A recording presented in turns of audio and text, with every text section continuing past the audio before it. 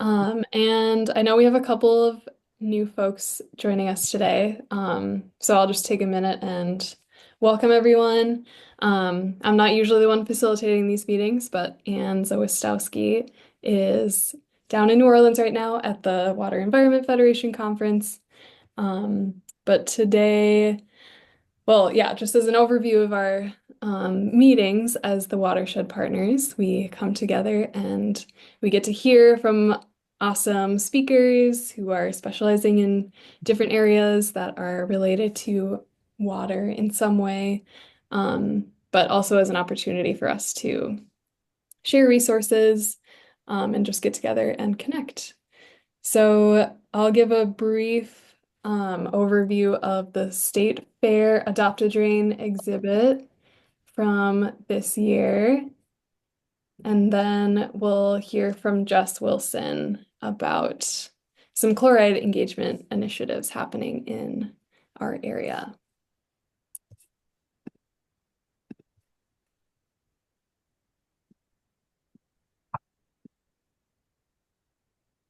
All right. So the 2024 State Fair Adopt a Drain exhibit went very well, and I just wanted to share a few exciting numbers and highlights from the State Fair this year. So we had 740 new drain adopters this year at the fair who adopted around 950 drains. And our goal was 1,000, so we were very happy with the turnout this year. We had over 3,000 photos taken at our photo booth, which is always a big highlight of the Adopt a Drain exhibit. And we had over 30 volunteers join us. So I know a lot of the volunteers are here in the meeting. So thank you again for joining us at the fair and helping out at the exhibit. And we also had a bunch of water stewards. So thank you, Chris. And I know your team did some outreach to them. So we very much appreciate having all those awesome volunteers, especially because they are so knowledgeable about our water, and that really helps when engaging with the public. And then another exciting update was that Wisconsin was live on our Adopt a Drain map this year. So Wisconsinites could officially adopt a drain for the first time, and we did have, I think, almost 10 adopters from Wisconsin during the fair. And we had the Lieutenant Governor, Peggy Flanagan, stop by our Adopt a Drain exhibit and take a photo in the photo booth with her daughter. So we were all very excited about that. And then just to show a couple photos from our exhibit in case you didn't make it to the fair, we have a sign-up station and a giant storm drain. We have our photo booth. We have games, air hockey and foosball, which are always very popular. We have our interactive exhibits. And then this year, we had a new little part to our exhibit where folks could write the name of their drain, and that was very fun to see. So I think we'll do that again next year. And then just to bring it all home, the Eco Experience Building, which is where the Adopt a Drain exhibit is housed, reported a 4% increase in attendance. And we at our exhibit had a 14% increase in Adopt a Drain signups from last year. So we were very happy with that. And just, yeah, very excited about all the engagement that was happening this year. So I will stop sharing. And yeah, just another big thank you to all of y'all who helped volunteer and join us this year. It was a lot of fun, and we're already gearing up for next year. So looking forward to it. All right, and with that, I will just turn it over to Jess Wilson. So, Jess, if you want to give a little background about where you're coming from, I'll let you introduce yourself, and then, yeah, we look forward to hearing from you. Awesome. Thanks. I really appreciate the opportunity to share today. So, a little bit about me. I work for the City of Edina. I'm the water resources manager there. So, I'm going to introduce these two chloride engagement campaigns, and one you might have heard me talk about a few times over the last year or two. And then the other one I think is pretty fresh, that Winter Salt Awareness Week idea. So I'm going to give you a brief overview of them both and compare and contrast them, and then get into a little bit more detail about each one. And then hoping to hear some of your reactions and questions at the end. And then also on the call is Sue Nissen. We collaborate a lot on chloride reduction initiatives. She's a founding member of the Stop Oversalting volunteer group. And then Laura Jester couldn't be here today, but she's also been really a key part of kind of bringing these campaigns together and then promoting them. So I'll give you a broad overview of these two, just a quick snapshot, and then I'll get into a little bit more detail. But I wanted to give you a sense of how these fit together, and they kind of go hand in hand. So there's two campaigns I'm going to describe: Winter Salt Awareness Week and Low Salt, No Salt Minnesota. And so Winter Salt Awareness Week, the audience for that campaign is all Minnesotans and local decision makers. The goal of that campaign is to increase awareness of the problem and potential solutions. And it's a 1 week event in January that's recurring year over year. Low Salt, No Salt Minnesota, on the other hand, the audience for that is people with influence in management decisions where they live, work, worship. And the goal there is to build relationships, increase knowledge, and provide technical support. So think of it like a home energy squad, but focused on chloride pollution. And the duration for that is that's continuous. That's kind of your day in, day out, or maybe there's some seasonal variability there. Excuse me. But it's that continuous engagement program.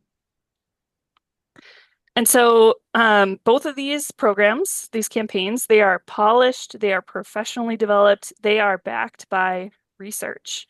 And there are templates and formats that are ready to use with options to customize as desired. And both of these campaigns would be creditable for MS4 communities. And we think that these are designed in a way that they are ripe for growing to engage even more stakeholders. And we think about like who could get involved or engaged under these campaigns: Minnesota water stewards, other volunteers, agencies, local leaders, industrial and commercial property managers, and non-government organizations. So why these campaigns bring value, why we've been working hard on these over the last couple of years, why we think it's going to be really of interest for this group in particular. Chloride is a priority pollutant. I know in a lot of communities, they've come out to formally say, this is something that we're really concerned about. I'm not going to go into a whole lot of background about chloride because this group in particular has deep knowledge already on the sources, potential solutions, stakeholders, trends, challenges, that overall wickedness of the problem. So we can acknowledge that chloride is a priority. This is an opportunity for a concerted, consistent, coordinated message. So currently, practitioners among watershed districts, watershed management organizations, cities, and at all levels of government and non-government, practitioners are doing outreach engagement independent of each other. So there's an opportunity to work together. And consistent outreach and engagement is essential through conversations with chloride users and people that are just like out in that winter space. The understanding of the potential to reduce use and maintain safety varies widely, and there's institutional and societal inertia driving continued overuse. Okay, so let's get into some details now. First, we'll talk about Winter Salt Awareness Week.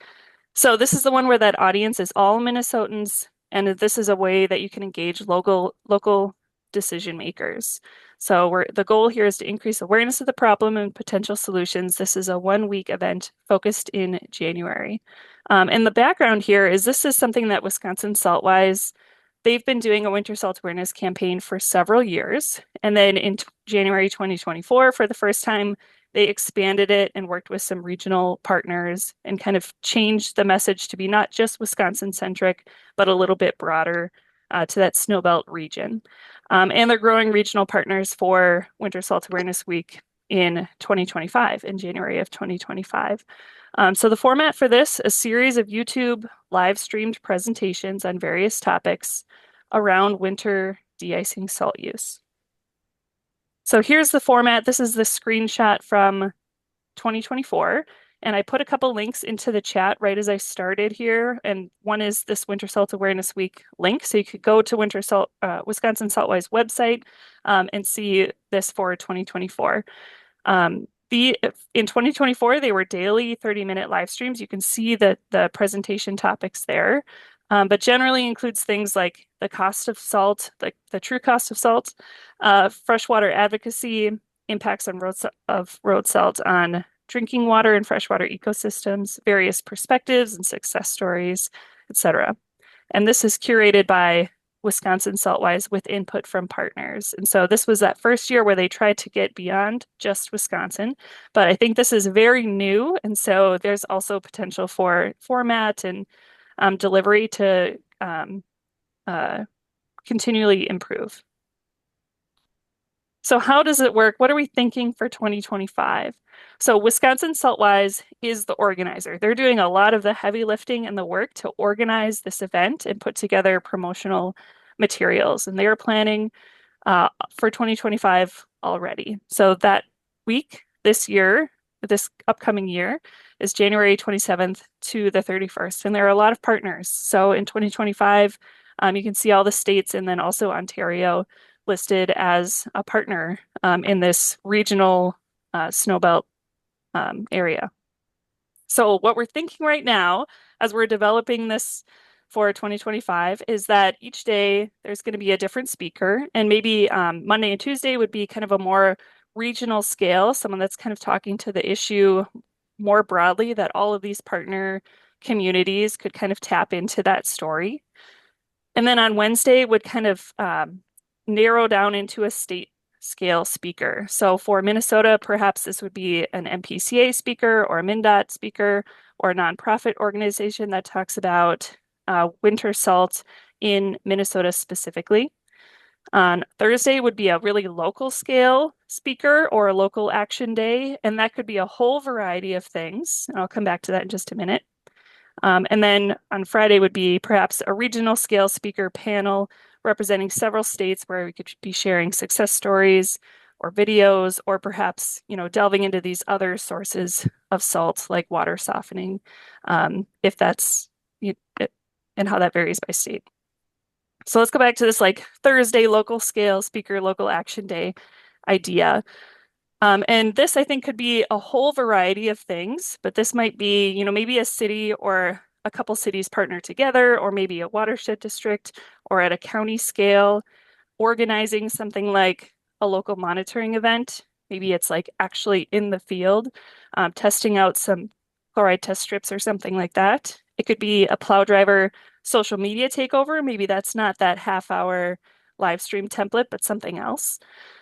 It could be a public works tour in person. It could be some community art event. It could be some other volunteer engagement event, or perhaps your community really wants to focus on water softening that day if that's a really important aspect of your chloride management in your community. So I think this is wide open as far as the possibilities. I think it's pretty exciting. And I think the way that you could scale this too is, if the City of Edina is doing Winter Salt Awareness Week, I shouldn't say if, we definitely are, but we might promote this, Monday, Tuesday, Wednesday, Friday. That's all going to be put together by Wisconsin Saltwise. And I can just tap into that and say, I'm going to promote all of those. But perhaps on that Thursday, if I have a really charismatic plow driver that wants to do a social media takeover, then that's the thing I would promote for it through my City of Edina channels for just that day.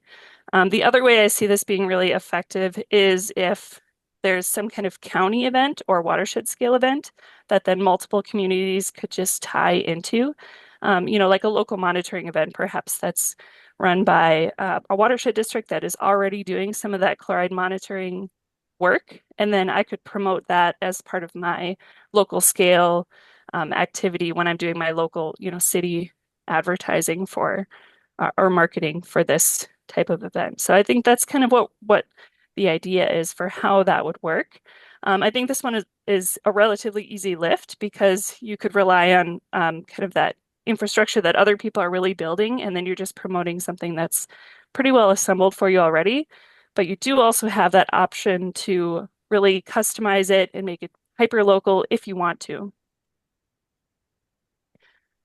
So in 2024, MPCA did some promotion of Winter Salt Awareness Week. Again, that was the first year that grew out of Wisconsin. So I've talked with Brooke Oslison, and she's supportive of Winter Salt Awareness Week and thinks it's a good idea. So I think we'd have a partner there in helping spread the word for Winter Salt Awareness Week. And then also, Sue Nissen and I put together a proclamation for Winter Salt Awareness Week that went before the City Council last year. And so this is a picture of her with the mayor of Edina in that proclamation that was signed. And then, this proclamation, other people could kind of recycle and customize to their own community as well. So in this, we highlighted Edina specific water bodies that are impaired for chloride. So we mentioned specifically 9 Mile Creek and Minnehaha Creek. And then we also promoted the Low Salt, No Salt Minnesota program as a way to kind of dovetail into this initial awareness into kind of how do we help people do the thing that they're ready to do. So this is my segue now into Low Salt, No Salt Minnesota, that other campaign, and I think these two really go hand in hand really well. So what is Low Salt, No Salt Minnesota? This is the one where the audience is people that have influence in the management decisions where they live, work, or worship. And the goal is to build relationships, increase knowledge, provide technical support. And this is kind of comparable to Home Energy Squad, but for chloride pollution. So in this one, it was piloted and launched in January 2023. So it's also pretty fresh. And since that time, we've keyed that program in with the MPCA Minnesota Green Corps and with Freshwater Society's Minnesota Water Stewards. And the format for this, these are in-person conversations, building relationships, meeting on site, and examining opportunities and challenges at a specific place. So what is this Hennepin County Chloride Initiative that brought out this low salt, no salt program? That's where it was established. This coalition included all 11 watershed organizations in Hennepin County, multiple cities, MPCA and Bowser, as well as Stop Oversalting volunteers. And there's some Clean Water Land and Legacy Amendment funds that were passed through Bowser to Hennepin County Chloride Initiative to work on chloride. They accomplished several things. The Low Salt, No Salt program was one of those where they made a significant investment in this campaign to the tune of just under $60,000. So how does it work? In a nutshell, Low Salt, No Salt Minnesota helps people address chloride overuse where they live, work, and worship so they can stay safe, save money, and protect the environment by using less salt. If you look up the Home Energy Squad, what is it? It's going to look really similar. The statement is going to be really similar to this. So it's comparable to Home Energy Squad. And then I have several things on here just to remind me of these stories that I have from implementing in my own community the Low Salt, No Salt program. So, excuse me. So up here, I'm going to start with Mike Jens. He lives in a multifamily housing, and he reached out to me and said, I'm interested in applying for a grant from 9 Mile Creek Watershed District to do some heated pavement. And he was asking for essentially a drainage map. Where does this water, this chloride-laden water, when it drains off of our landscape, where does it go? Because we know they knew they were using a lot of salt to manage some ramps that go down to their underground parking space. And so I said, I can do you one better. I can help you submit that grant application. We can help with the grant writing. So I think when you're a practitioner and you're doing chloride work, you are uniquely positioned to describe the problem and the benefit. And so he said, I can help you do that. Actually had a summer intern help do that. And submit that grant application to the Watershed District. And they were awarded $20,000 toward their heated pavement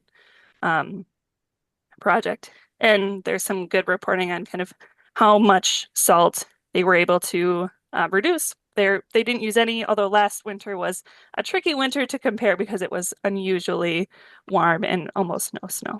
So the other example, I've winter site maintenance templates on here. There was another group, the South Metro Training Facility in Edina, that was doing a project. They had some B3 funding and they needed to meet some requirements that included a chloride plan. And so I was able to grab one of these winter site maintenance templates that's available from the MPCA and say, here are the three options. Which one of these might fit for you? And then help them complete a maintenance plan and submit that.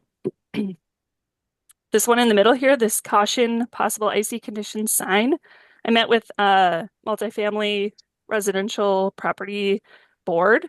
And actually in that meeting, they had the board, a volunteer board, they had their caretaker, and they had their contractor, and then they had me all in a room. And I thought, this is the right group of people to have this conversation. So we did a little bit of myth busting about, pet safe salt, which is not a real thing.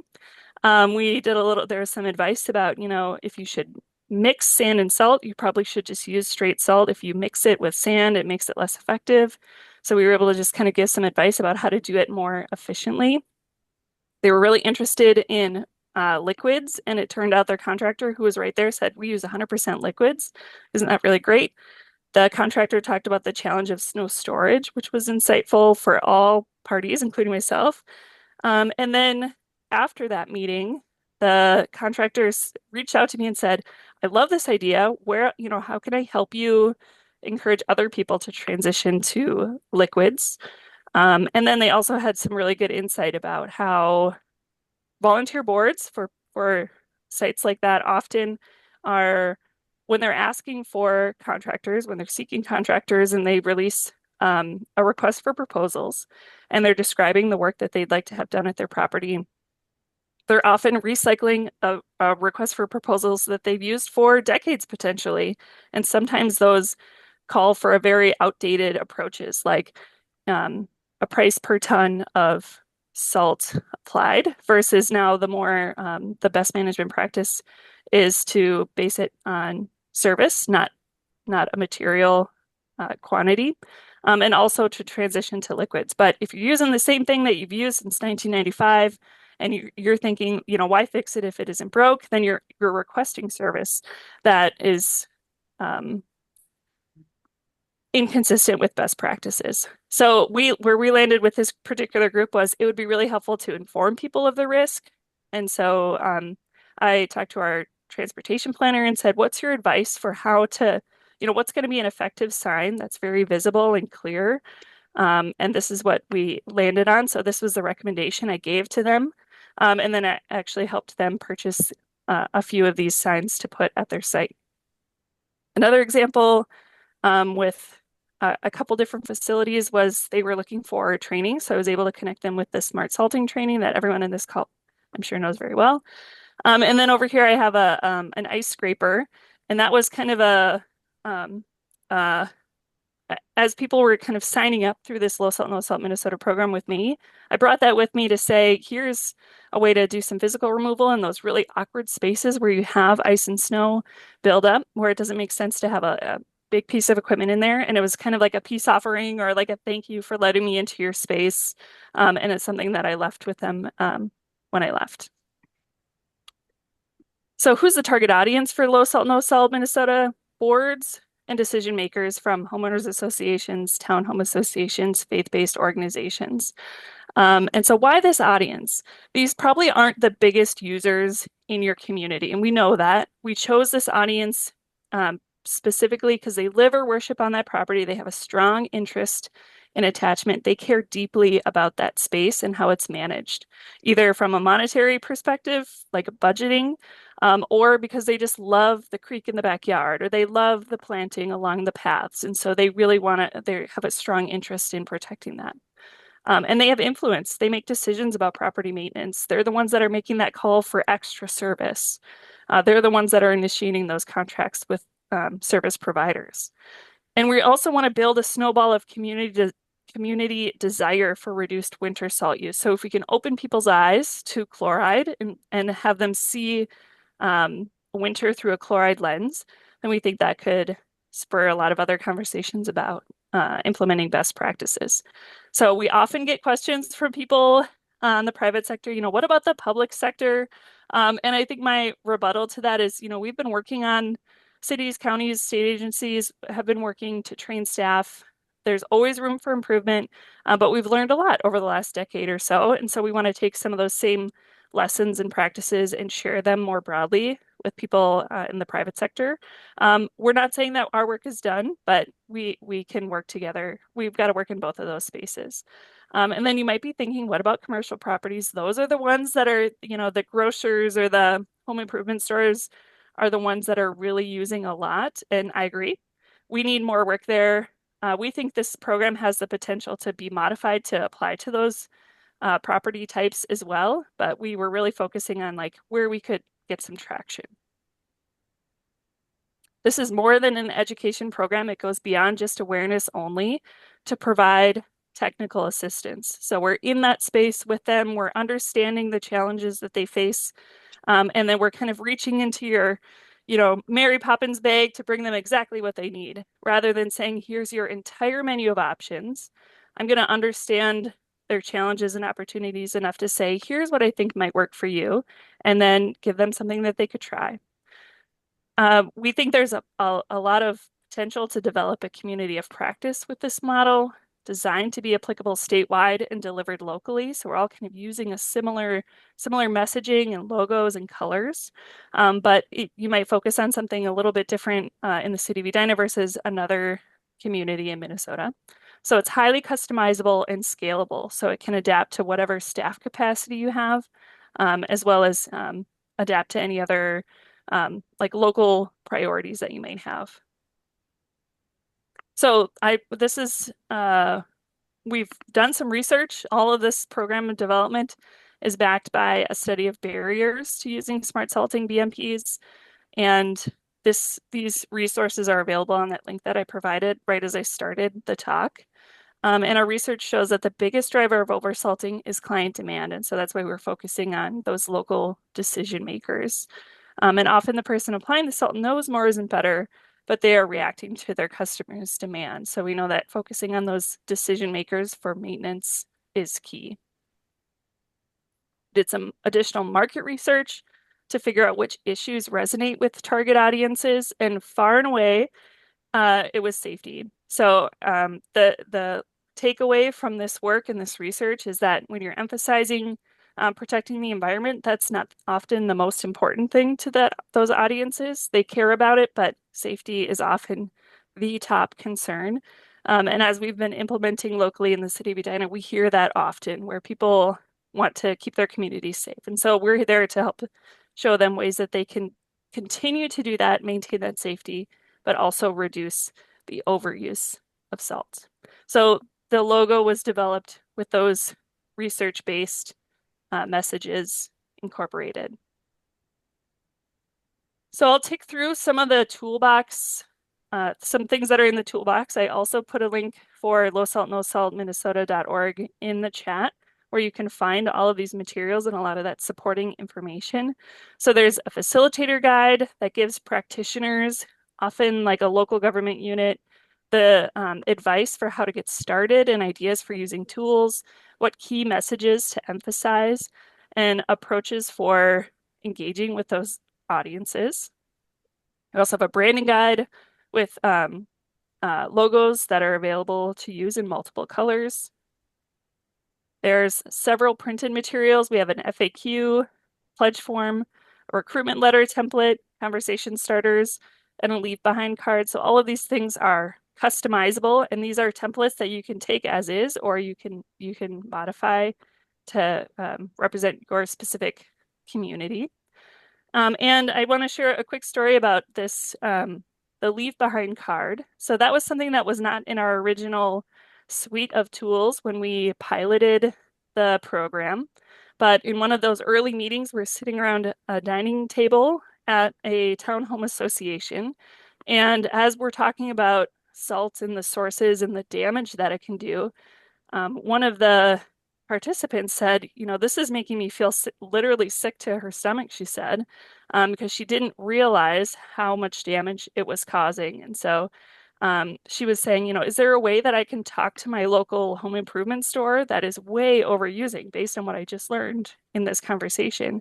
Is there a way that I can just kind of leave something with them to say, this is way too much and I'd like you to do better? And so we developed this leave behind card that has some general advice, although I think the power of this program is that you get to a specific place and you can help people find the specific tool or path to reduce their salt overuse. So that's kind of just a way to get the conversation started. Let's see. A couple more here and then I'll stop sharing and we can have a conversation. So the other thing in the toolbox is presentation. So this is a slide deck that you could use and modify. You can have access to that editable version and modify it as much as you want. There's a series of videos that were produced. One is a kind of, we're calling the full version, that's almost 5 minutes long, and that is meant to kind of cover the entire topic. So if you as a implementer of this program maybe want a little bit more support in getting the story across, you could rely on that video to help set the baseline for you. And then the oversalting problems and solutions short version would be more appropriate for social media. Or the way I've used these two is when I've got a meeting set up with folks, I'll send that ahead of time and say, if you have time and you want to just get some background on this issue, you could watch this 5-minute video. And then one that we added partway through the development of the program was this liability and winter maintenance planning. There are a lot of misconceptions about liability, and people tend to be very curious about that. And so there's this about 2.5-minute video to help describe what the risks really are, how much uh, your liability would change by implementing those best practices, and then just some real basic advice on what you could do. It doesn't take the place of, legal advice, but it's just some good ideas generally about how to limit liability. And then, of course, additional resources. We're not trying to recreate the wheel here. There's a lot of things out there that already exist. And so those are also packaged up in that web page to say, here's some of the specific tools that might be appropriate to share with whoever you're working with. Maybe they need a winter site maintenance template. Those things already exist. Maybe they need some smart salting training. There's things that already exist for that, or a model winter maintenance contract. And instead of telling somebody, here's the 100 things you could choose from, instead you'd have a practitioner, so in City of Edina, that would be me, to say, hey, it sounds like a model winter maintenance contract might work for you. Let me grab that for you and we can work together on that. There's a lot of customization opportunities here. So this ultimate scraper giveaway is totally optional. You could do that or not, or maybe there's something else, or maybe those little cups so they can measure, 12 ounces of salt and give a sense for, how far you can get with that. Capital Region Watershed District has adapted the PowerPoint to include their local data. That was one modification they made to say, here's the impact for the Mississippi River.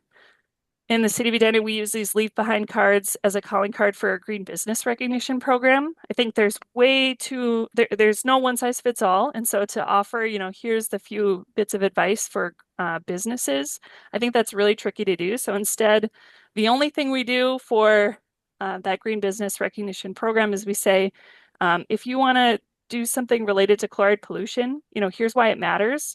And here's your point of entry. It's a phone call or an email to me. And then we have a conversation and then I get to know them and I can provide more specific advice or gauge their interest in particular options to reduce their overuse of chloride. And these things all have, you can customize all these things. There's editable versions on that web page. So in closing, these two campaigns reinforce each other. You can advertise or bring up winter salt awareness and then tie that back into your low salt, no salt Minnesota program. And then through your low salt, no salt Minnesota program, you could advertise Winter Salt Awareness Week and further promotion to other audiences there. So I have all these words that start with E, and I was like, how much can I keep going here? So they're exciting. I'm very excited by these. We're going to implement them at the City of Edina. I think they're effective. They're really efficient from a practitioner standpoint. These are things that are ready to go, and they are professionally developed. They look polished and ready. So it's going to be easy for me to implement that. They're engaging. We worked with people who do marketing and people who do education as professionals to develop these things. And these are really essential. I don't think we can move the needle without some consistent coordinated messaging around chloride. And so with that, I'll stop sharing in just a moment here, but I want to say thank you. And we'd love to hear your reactions and ideas. This reminds me too, actually, I was going to say, Sue and I were talking about the value of these campaigns and awareness campaigns. And maybe I'll stop sharing here. And Sue, do you want to share that story that you shared with me about the value of the awareness campaigns? Hmm.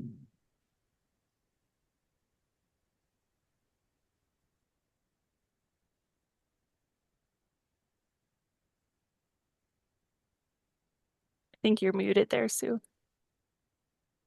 Now, can you hear me? Yes.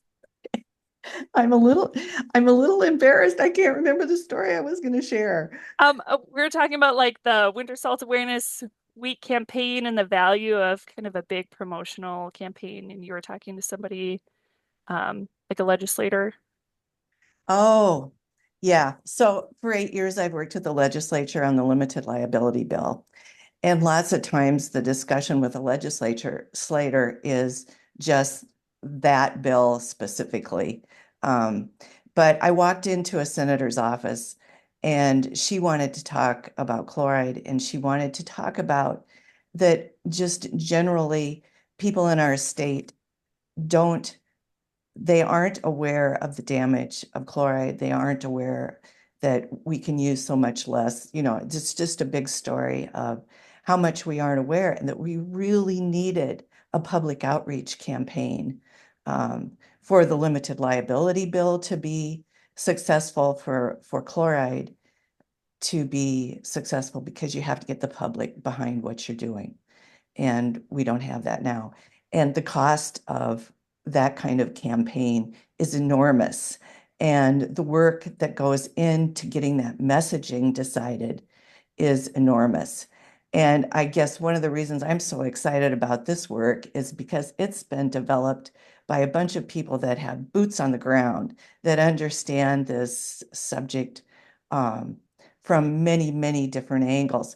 And basically, what we have here is that public service campaign that senator had visualized and told me about. And we had talked about, how do you get that done with the culture at the legislature? And that just wasn't a real happy, positive conversation, to be honest. So I feel like here we have that campaign, that the ability to do that. So yeah, it came just in a different way than originally thought.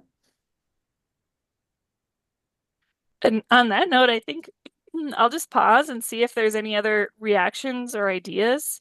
I have some other just kind of like conversation starting questions here, but maybe I'll just pause and let people react already. Thank you, Jess. I'm just going to jump in here for a second. We really appreciate hearing about this. It sparked a bunch of ideas in my mind.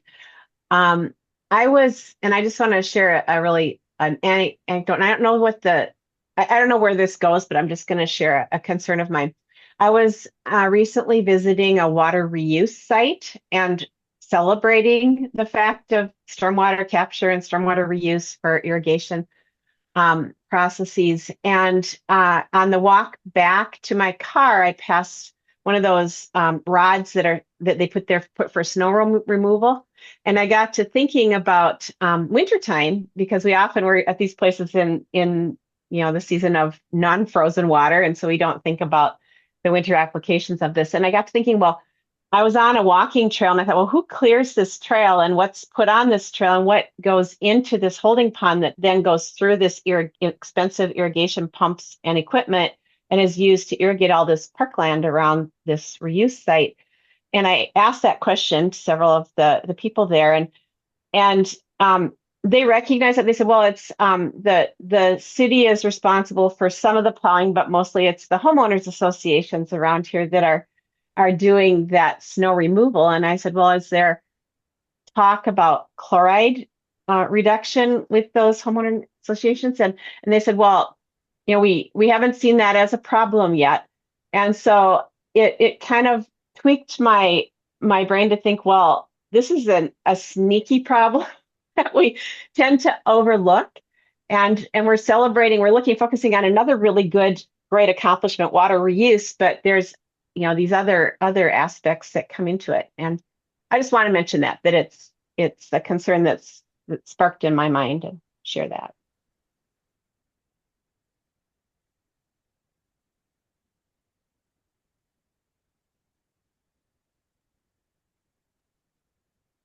Jess, I know. Also, oh, go ahead, Sophie. I know a couple people joined after you had first shared the links in the chat. So if you wanted to share them again, that might be helpful. And I'm happy to monitor the chat if other people want to post questions there. I did throw a comment in the chat too about how we can, if there are ideas about how we can all keep each other posted on that local action Thursday of Salt Awareness Week, how we can promote each other's and amplify each other's work in that area. And is there a way we can set something up so that we can know what Edina's doing, or what Richfield's doing, or what a watershed district is doing? So throw that out for a question.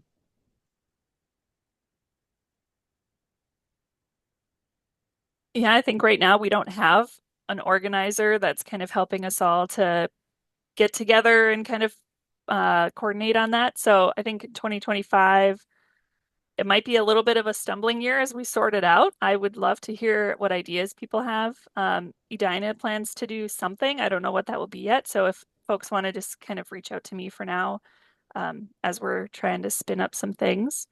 But yeah, I think I don't have a really great answer. So if other folks have ideas on how to kind of pull that off in a coordinated way, I'd love to hear them.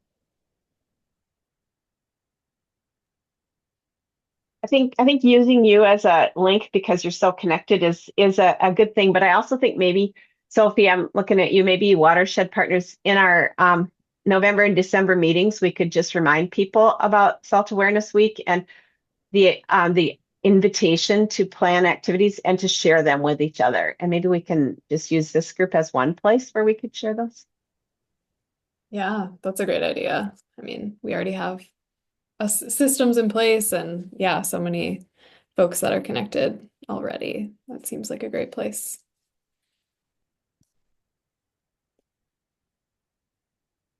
I see, Victoria, you posted a comment in the chat. Do you want to speak to that a little bit more?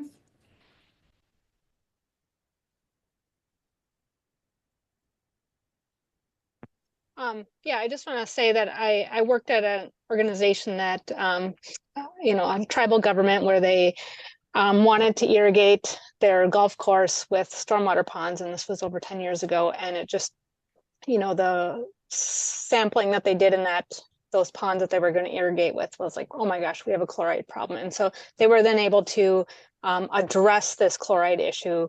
It kind of helped focus on the issue when they wanted to irrigate with this because they saw the problem. So I think that if we are working on water reuse, it's going to help also address stormwater, chloride in stormwater by, people like, wow, we can't even use this water. It looks like we can use it, but you can't. And I just put in the chat too a few of those kind of conversation generating questions that I had on that last slide before I stopped sharing to hear Sue's story. So just curious what your ideas are too about, would these be a good fit for you? How would you implement them? Do you have capacity to implement something like this? Those kinds of questions, if there's any other reactions.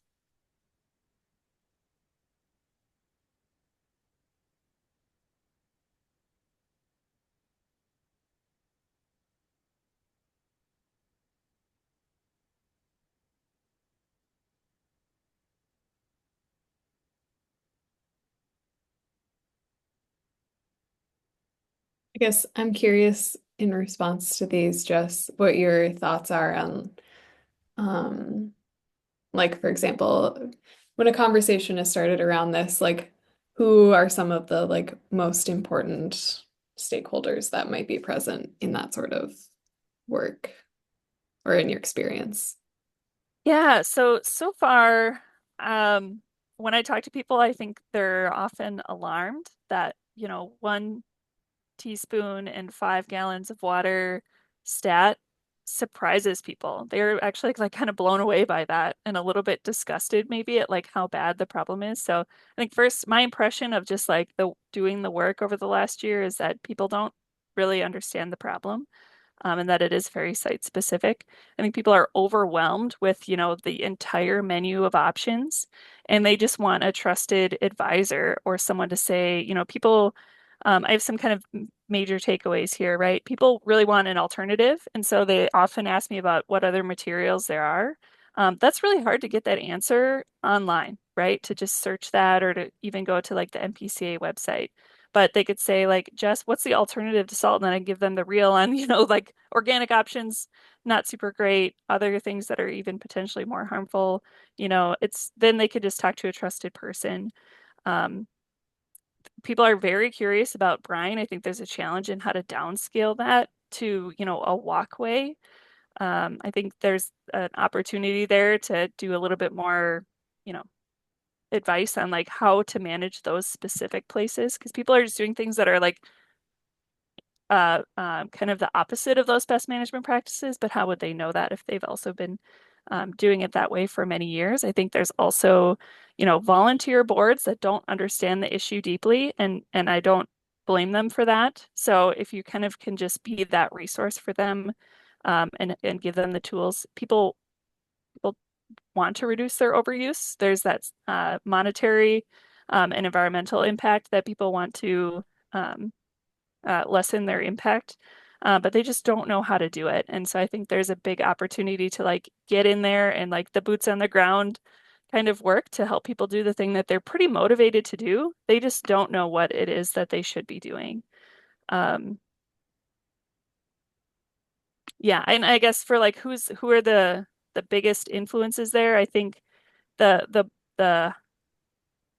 it reminds me of two stories. The first one is that sitting around the dining table while we were piloting low salt, no salt Minnesota, and someone, I mean, you could see like the transformation in people as they're realizing the impact and the damage that salt causes.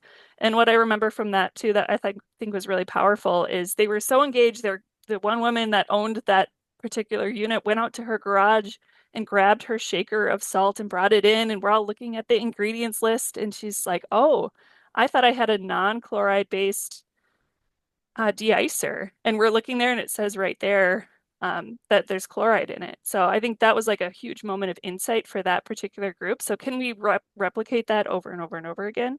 I think that'd be powerful. And then the other moment of insight that sticks out to me is with this a different group where we had the board, the volunteer resident board members, the contractor, the caretaker, and me. So you have all these different expertise, right? The expertise of the people who live there day in and day out, and they feel the risk. They feel that safety concern. Then you have the operator that's like doing the work and moving the snow around. Then you have the caretaker who has a long experience with that space, and they're managing those more tricky places and those kind of reactions to safety, perceived safety, or perceived or real safety issues. And then you have me as that chloride voice to say, here's something else you might try after doing it this way for so long. So I think having that core group of people, and that happened on multiple occasions. Usually it's a resident board member who's got an interest in environmental protection. And then they, on a couple occasions, did the work to get their contractor in the room and to get their kind of caretaker person in the room. And then I show up and I'm like, great, we have all the right people here then we're all learning from each other and coming up with some good ideas to move forward. So I think that's been really powerful. Yeah. Jess, I wish we could all be you and have that expertise. I approach this from the through the eyes of volunteers, volunteer leadership, the Minnesota Water Stewards and others. And I think as we go deeper and deeper and more people become aware, using the Salt Awareness Week and other tools for that, people are going to be walking in the door of their townhome, association or whatever, and seeing this and going, I don't know what to do next. And so getting from there to right people in the room and having that conversation. I was struck by your Mike Jens story. This guy had an idea. He was a retired engineer, but he had an idea for the place that he lived. And he also knew that there was a grant he wanted to apply for. Now, some people don't even know that. And so I think those of us who are representing municipalities and watershed districts to be available like you are to help connect people to those resources. And, possibly if I am the homeowner or that person who owns a townhouse and I don't know what to do, if I can just think I'm going to reach out to my watershed district and to somebody in the city and see who I should talk to, and being ready to guide them and say, well, these are the best people to have in the room for this conversation. Let's set this up. Pointing them to the tools that are available to get their mind in the right place and maybe help people have background information, and giving them those so they can feel confident that they are capable leaders to start the conversation going. They don't have to carry it all on their shoulders is really important, I think, to help people move from information to action.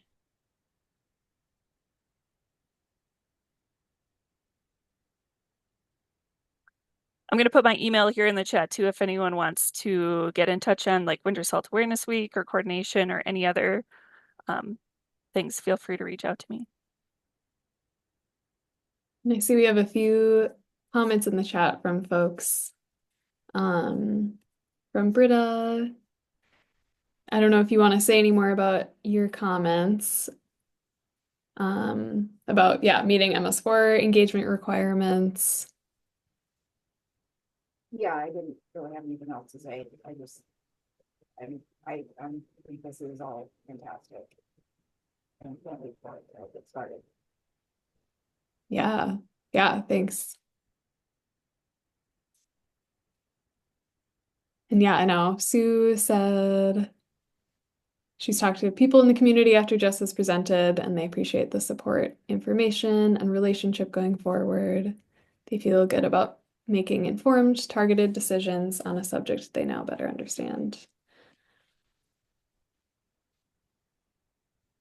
I see this note from Lori Hack about HOA tools. And Angie, do you want to maybe chime in on, didn't you guys just develop a whole bunch of HOA resources across the whole spectrum? We did actually. Hannah Peterson, who is on the video right now, she could tell you about it because she is our AmeriCorps Climate Resiliency Corps member. We had her last year and she came back for a second year. This was her big project. We had partnered with Wilder Research to do focus groups and surveys with, perfect, Hannah, with homeowners associations. And then Hannah created a whole suite of fact sheets. So there are 12 of them that deal with different topics related to stormwater and landscaping and green infrastructure maintenance. And Hannah, I haven't even had a chance to ask you about it, but how did the thing go that you went to yesterday?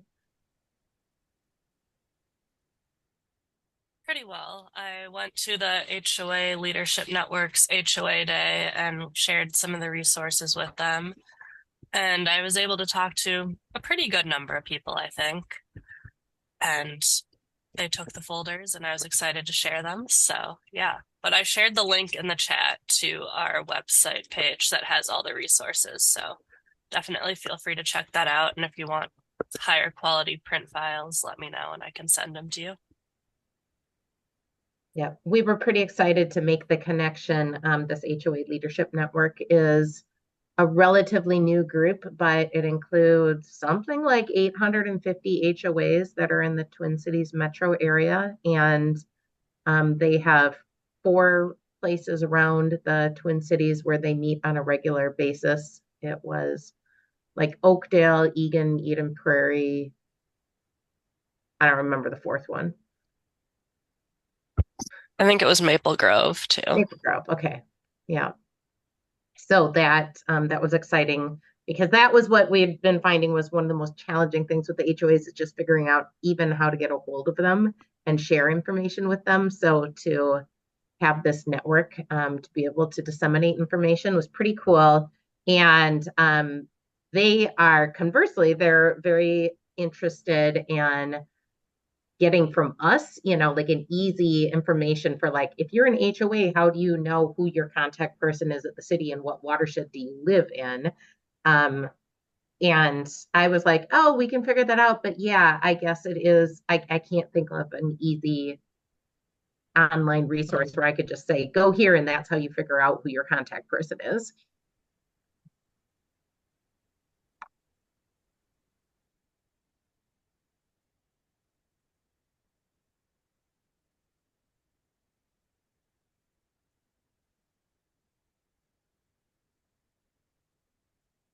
Jess, I don't know if you are wanting to speak to Lori's question about any more train the trainer sessions, if that's something that you're anticipating will be happening.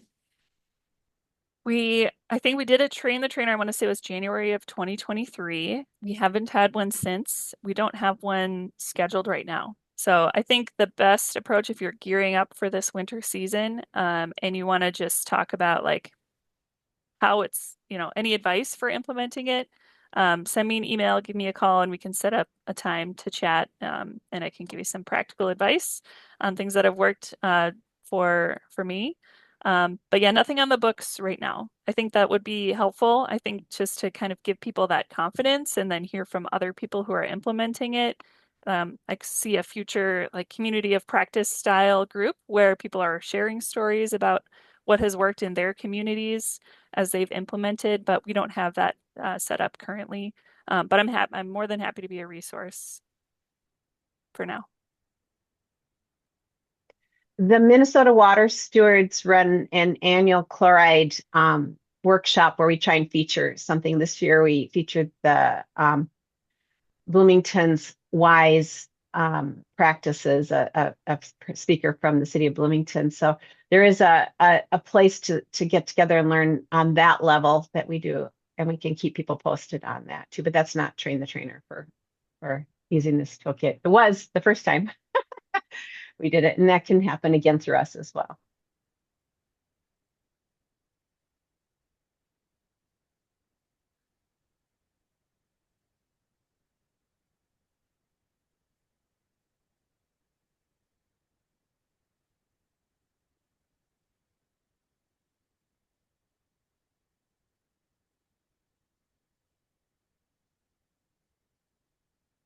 Any other questions, comments?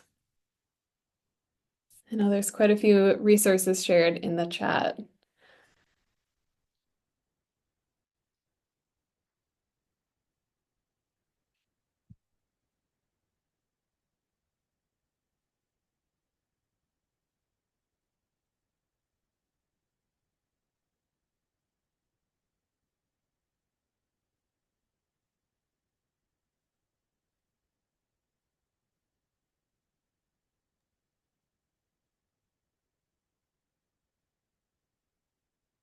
Anna B.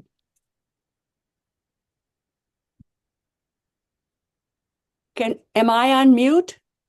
You're Sophie? good. We can hear you. I just wanted to second what I had to go. We're doing a train the trainer for master gardeners right now. And so I had to leave for a minute. But I want to just thank Hannah again for how complete the materials in the blue, yay, blue folder, blue and green and brown and kitties, right, Angie? For the HOAs, I was at and part of the HOA leadership gathering yesterday in Egan. And it is, as Angie and I have been battling here at Carver Lake and Woodbury for a quarter of a century now, dealing with HOAs. And this might be something physical that's educational that can push a few people over the edge. There were 7 members of HOAs from Woodbury at the gathering yesterday, and I know the 2 leader guys, and I'm going to follow up, Angie and Hannah, with both of them about how we can do my mantra, how we can network our networks and connect up the people who are part of this leadership HOA movement and see what we can do to do all of the things that all of wonderful you do. So high fives to all of you. Thanks and yay, yay, yay from the 17-year-old Bima and Nana B. Thank you, thank you, thank you. Thanks, Anna.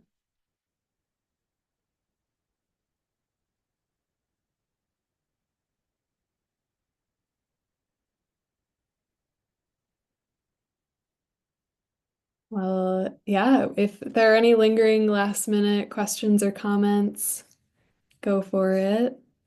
Otherwise, we'll probably start to wrap up. I'm just going to say thank you. Thank you, Jess. Thank you, Sue. And thank you, everyone who's shared their information. Hannah, for all your hard work, too. Yeah, thank you so much. And yeah, as we approach Winter Salt Awareness Week, just feel free to send promotional materials our way, and we can do our best to distribute them to the watershed partners and help out in any way we can. It's very exciting. Thank you. I really appreciate the chance to share those. And again, happy to be a resource for anything going forward. So please feel free to reach out. Thank you. Awesome. Thanks again for joining us today, and great to see everyone. And we will circle back and see you all in November. Thanks. Bye-bye, everybody. Take care. Bye.